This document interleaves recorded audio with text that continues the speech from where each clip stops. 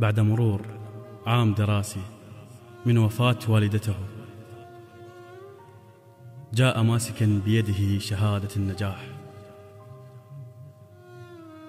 وقف أمام قبرها وجلس باكيا ليقول: يما قعدي إبداع تمك، محلفك بهاي البراءة، يما ناجح جيت أبشرك 10 ماخذ بالقراءة، يما بالمدرسة قالوا اجتماع الأمهات يصير باكر،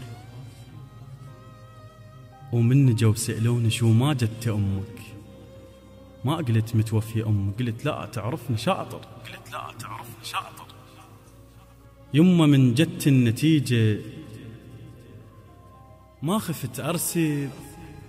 أو أنجح، لا وحق رب العبادة، يما أول ما جبال انتميت شلون تقرين الشهادة، يما شحكي لك علي من يمر العيد بي، يما كلها تعيد بأحلى الملابس، يما بس أنا وأخوت نلبس هدوم المدارس،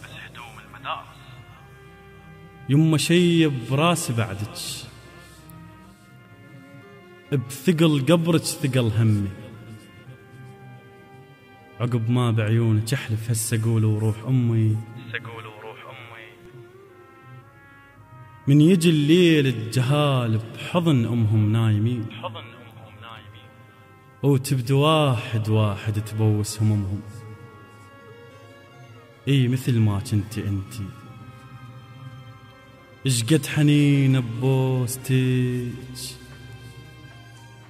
يما بس انا عكسهم حاضن الدجداشه بيدو نايم بصف صورتي، وابدأ ابكي وبيدي ادعي: يا الهي ما اريد اتوفقاني، ولا اريد الزيل همي، يا الهي يا الهي فدوة بس رجع لأم الخاطر أمي. يما أخذتنا السوالف خل روح، الدنيا راح تظلم ويبكي أخوي، يما ما تعلمت أكذب راح أروح، يما خايف انقتل من مرتبوي.